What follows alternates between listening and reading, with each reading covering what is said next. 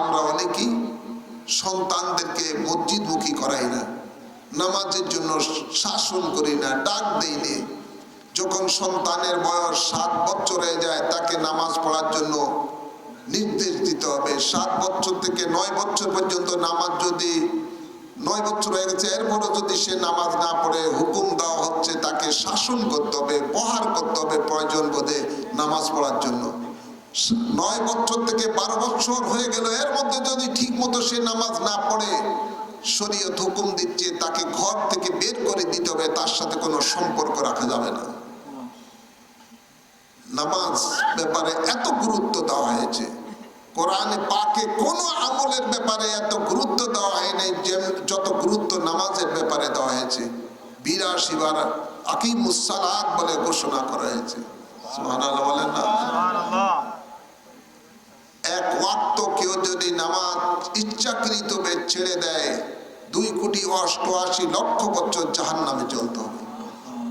নাউযুবিল্লাহ বলেন। আল্লাহর হাবিব বলেন, সর্বপ্রথম হাসরের ময়দানে আল্লাহ নামাজের হিসাব নেবেন। 5 ওয়াক্ত নামাজ সঠিকভাবে পড়েছেন কিনা, নামাজের হিসাব নেবেন।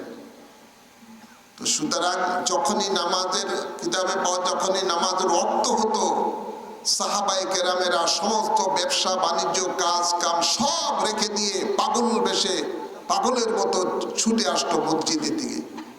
তাদের চেহারা ফ্যাকাশে হয়ে যেত আল্লাহর ভয়েতে। সামনে পরিচিত কেউ যদি পড়তো তাকে চিনতো না, এমন অবস্থা হয়ে যেত। যতক্ষণ পর্যন্ত নামাজ শেষ না হতো, নামাজ পড়া শেষ না হতো, ততক্ষণ পর্যন্ত সাহাবায়ে কেরামের মধ্যে স্বাভাবিক অবস্থা ফিরে আসতো না। আর আমরা আজান দিলে বাড়িতে বসে বসে গল্প করি, চার দোকানে বসে বসে গল্প করি, আছে না নাই? এমন টাইপের মুসলমান ফুল দিতে আছে না নাই? আল্লাহ হেদায়েত করুক, আমিন বলেন। আমিন বলেন। সব কাজ রেখে দিতে হবে। নামাজের ওয়াক্ত হলো বলে সব কাজ রেখে দিতে হবে, মসজিদে চলে আসতে হবে। আল্লাহ কবুল করুন। আমি আলোচনা দীর্ঘায়িত করছি না।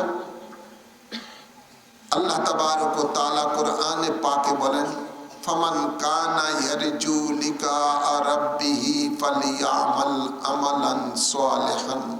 তোমরা যারা আমি আল্লাহর সাথে পরকালে সাক্ষাৎ করার ইচ্ছা রাখো, তাহলে তোমরা আমল করো নেক আমল। আর এই নেক আমলের মধ্যে অন্যতম নেক আমল হলো নামাজ। কি? নামাজ।